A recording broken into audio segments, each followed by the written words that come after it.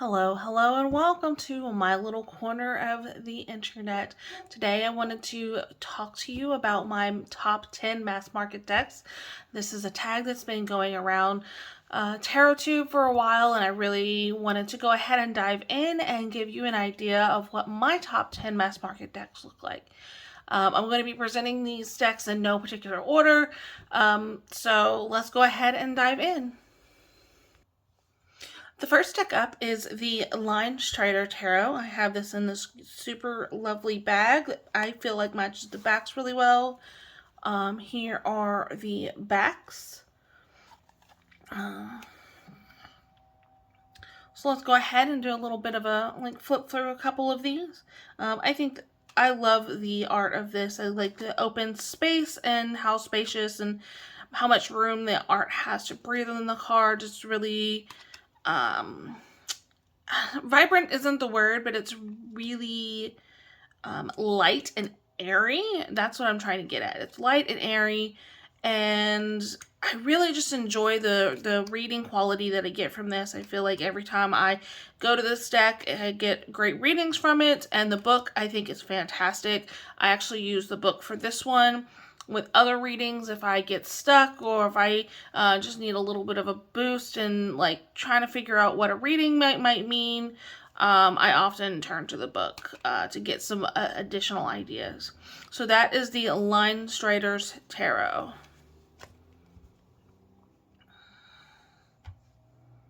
The next deck that I want to talk to you about is the Llewellyn's Classic Tarot, and this one may be a little bit of a cheat because it is a Rider-Waite-Smith clone.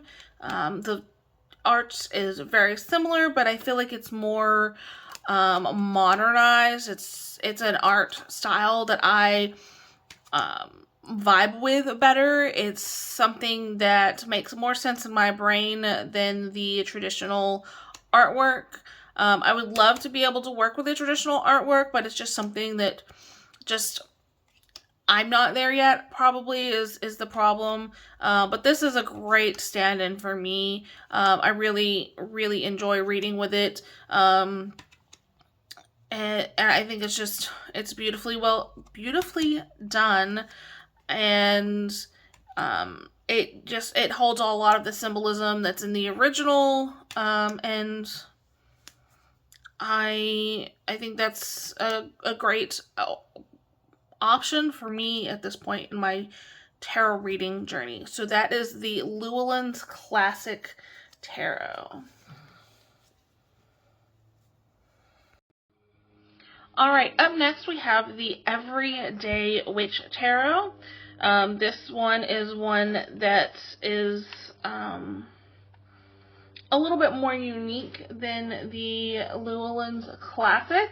I actually have this Sharpie marker in here because I'm using it for Lisa Papez's course that she has here on YouTube, and I'm walking through and labeling these. So these are in an order. I'm getting to the court cards, so you'll see a bunch of the court cards here. But as we get past the court cards, here we go, you'll see that I have labels on each of the cards based on Lisa's guidance as well as my own interpretations, just as a way of better bonding with the tarot. But getting back to this deck specifically, I think this is a beautifully done deck. I appreciate the traditional witch imagery with the pointed hats, the striped stockings, a little bit of that like medieval-esque feel with the swords and the castles. I also really like, how modern it feels in a lot of the cards, and just some of the takes that there are on different meanings and different cards. I just enjoy the perspective that this provides. So that is the Everyday Witch Tarot. Next up are a couple decks that are actually relatively new Sorry about that, I bumped the camera stand, but these are relatively new in my collection, but they've really feel like they have filled some empty spaces, or just have really shown up and worked really well for me. So the first one is the Wandering Star Tarot. Here are the backs. I think these are really cool. This is really a thick, chunky deck. And I have pretty small hands, so shuffling it is a little bit of a pain. But I really enjoy the art style. It's a little bit different than what I would normally go for, but I also really do enjoy the keywords that are on the cards. It really gives me a boost when I'm really not in an intuitive mood, or when I'm really struggling to make connections. I also really do like, where are the keywords on this card? I guess there's not any on here. I think this is one of the extra cards, but I could be wrong. Yeah, it's an 80 card deck, so there are, extra cards, so I think this is one of those, and so that's why it doesn't have keywords. I don't remember what I was saying, but I enjoy the keywords when I am struggling, when I'm just not making connections, and because sometimes that happens to me. I want to do a reading and I'm just not in a place where I'm super interpretive, if that makes any sense. And that's a time that I would pull out this deck. So that is the Wandering Star Tarot. And up next is the Tarot of the Abyss.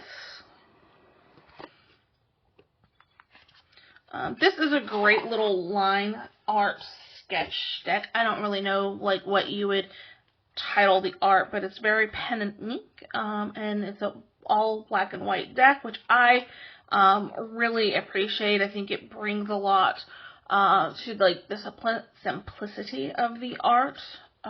Simplicity is not the word I'm looking for. I think it provides focus to the art that I think color would detract from. I really enjoy the representations of different cards. I'll enjoy the way it's drawn in the art style.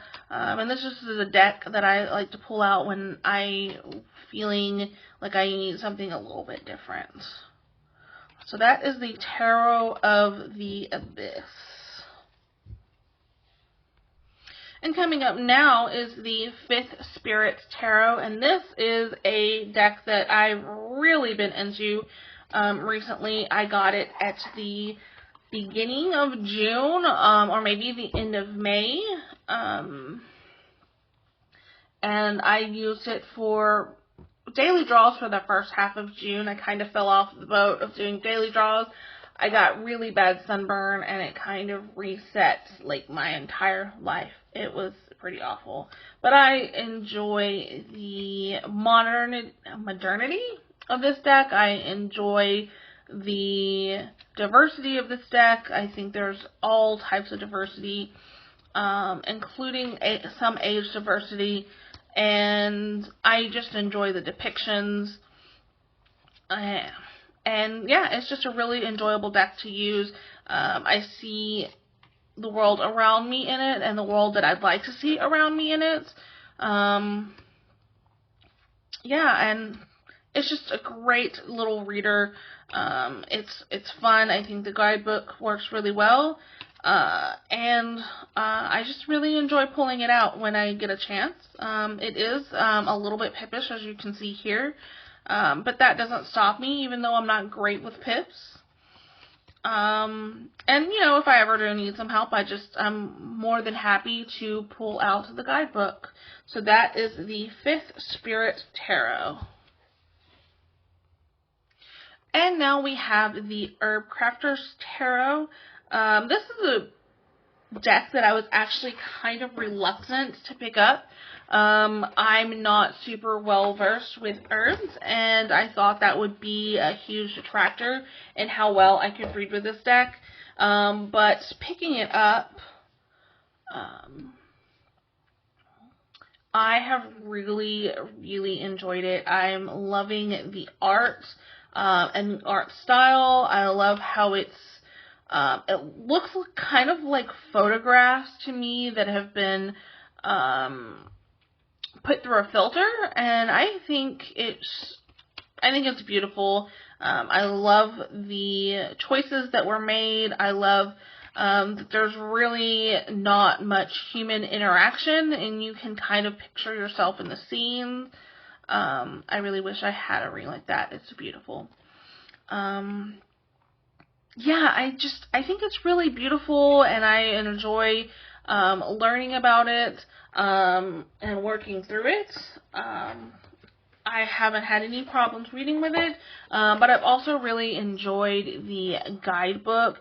I appreciate that it has this little snippet up at the top.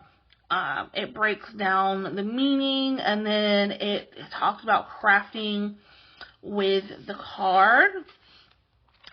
And I think that's really, really cool to have that option. I also really enjoy that it breaks down each number beforehand. I haven't worked a whole lot with that, but numerology is something I really do want to get into to help reading with pep decks, as I mentioned before. So that is the Herb Crafters Tarot. And now we have the Tattoo Tarot, Ink and Intuition. This is a great little deck, and when I say little, I mean just the opposite. It is quite a big deck. It's almost the size of my hand, and for me to continue using it, I feel like that is saying a lot, because I don't like decks that are too bulky for my hands, especially since, as I mentioned earlier, I do have small hands. This is also a pip deck, but I find it not to be that difficult to read with, because there are little hints within the pips that help you figure out what the pip is about, and you can kind of just pull from these little hints and tips. They're graphical hints and tips. They're not literal, as you can see, but I also really enjoy the American traditional type style of these cards, of the art in these cards, I should say. I really enjoy tattoos, and I like the historical aspect of tattoo art, and just having it captured in tarot, I think is really beautiful. So that is the Tattoo Tarot, Ink and Intuition. And now I'd like to talk about the Dream Keepers Tarot. This is another deck that of course the box is being a pain. This is a deck that I kind of wasn't sure about. I'm not super big on collage decks, and when I say I'm not super big on collage decks, I really don't like collage decks. They're just not my thing. I know lots of people love them, but they're not for me. But this deck, I don't know, it called to me for some reason, so I picked it up. And I really enjoyed reading with it. I like the art style, weirdly, in this. Maybe it's just, that specific niche of collage deck that works for me. I like that it's a little bit quirky, a lot of it quirky, honestly. We have, I think, a duck head. I think that's a duck, on a woman. It's quirky, it's weird, and I really like that about it. I enjoy reading with it when I get that, quirky vibe feeling. I enjoy looking at the art and just enjoying the beauty of it. It is, again, not my usual vibe. But it also does have a great little guidebook. It's pretty big guidebook as far as decks go, and it's got a pretty lengthy write-up front and back for a lot of these. I think all of them are at least a page and a half,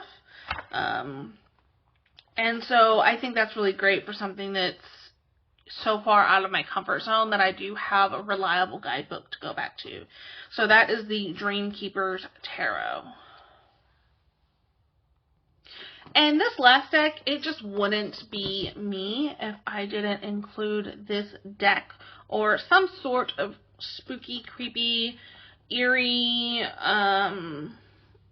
Halloweeny deck, because I am obsessed with all things creepy, spooky, Halloween, etc. This is the Trick or Treat Tarot. It is a it is a Barbara Moore deck. So it comes with this great guidebook that's fully